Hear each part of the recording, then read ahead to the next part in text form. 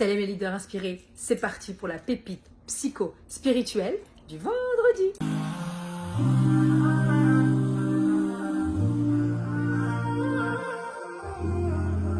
Aujourd'hui, j'aimerais vous parler du fait de ne jamais s'autoriser à être plusieurs personnalités en même temps. Je m'explique.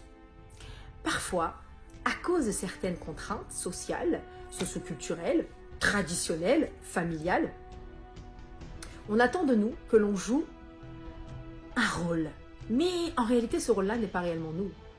Et parfois, on aimerait dévier et jouer le rôle inverse. Mais nous nourrissons toujours la même croyance que si nous ne jouons pas ce rôle tant attendu par ceux que nous aimons nous n'allons jamais être aimés. Pourtant, la vie nous démontre le contraire. C'est encore un piège de l'ego et un piège de l'amour. Et le monde, la manière dont Dieu a créé le monde et les relations, nous démontre le contraire. En tant qu'enfants, nous pouvons faire toutes les bêtises. Nos parents, même s'ils nous réprimandent, continuent de nous aimer, malgré les erreurs que nous faisons. Car c'est bien le rôle d'un parent de se soucier de son enfant. C'est le rôle d'un parent de réprimander un enfant lorsqu'il fait une bêtise à travers le cadre et la bienveillance. Et c'est quelque part le rôle d'un enfant de faire des bêtises. Et plus il fait des bêtises, quelque part inconsciemment, et plus il va aller chercher la validation de son questionnement inconscient qui est « est-ce que mes parents m'aiment, même quand je ne suis pas ce qu'ils souhaitent que je sois ?» Alors, mes chers leaders inspirés, lorsqu'un enfant fait beaucoup de bêtises, lorsqu'un enfant essaie d'attirer votre attention en ayant des mauvaises notes, en se battant à l'école, ou même votre conjoint lorsqu'elle a tendance à chercher des problèmes, c'est parce qu'elle voudrait s'assurer au plus profond d'elle-même que vous l'aimez malgré tout.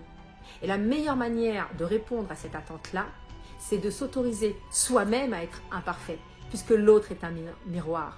Lorsque votre partenaire de vie, que ce soit dans le couple, ou que ce soit dans la famille, ou même dans le travail, si vous vous autorisez à être vous-même dans toutes vos facettes, et que vous sortez de cette projection que l'on a de vous d'être parfait, d'être fort, de faire vite les choses, vous savez, tous les drivers que la société nous impose, si vous vous autorisez à être autre chose que ce que l'on attend de vous, en face, ça va être un effet ricochet.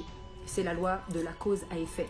Ce que vous allez vibrer, ce que vous allez être à ce moment-là, va se manifester à l'extérieur de vous. Et vous allez attirer des personnes qui sont vraies et qui vont s'autoriser à vivre pleinement toute leur personnalité. Parce que nous pouvons jouer beaucoup de rôles dans sa propre vie. Vous avez le droit d'être timide dans certains endroits et tout d'un coup prendre la parole en public avec impact, aisance, parce que le message est plus important que vous. Vous avez le droit d'être à un moment très extraverti et à un moment donné de vouloir vous taire, de vouloir partir en retraite, de disparaître clairement d'une grande assemblée. Vous avez le droit d'être une femme très introvertie, très polie et tout d'un coup dire des gros mots parce que quelque chose vous insupporte. Et toutes ces personnalités-là, quand elles sont clairement incarnées, quand vous arrivez à vous positionner et parce que vous vous respectez au plus profond de vous-même, ça va donner envie en face de vous de faire la même chose. Et c'est comme ça qu'on construit des sociétés plus saines, plus fraternelles. À partir du moment où on s'autorise à être imparfait,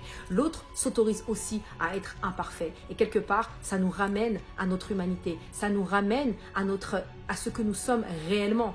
Des êtres faits d'émotions, mais des êtres imparfaits qui faisons l'expérience de l'erreur, qui faisons l'expérience des difficultés, qui faisons l'expérience de se tromper. Et c'est ok, car nous ne sommes pas des dieux. Et heureusement, walhamdulillah. Donc mes chers leaders inspirés, je vous invite à vous autoriser à jouer toutes les personnalités qui vous donnent envie, car vous n'êtes pas qu'une seule personne en vous, vous êtes des multitudes de personnalités, et plus vous le ferez, et plus vous libérez les personnes qui sont en face de vous, car l'autre est un miroir. C'était la pépite psycho-spirituelle du vendredi. Je vous dis à la semaine prochaine, Inch'Allah. Salam.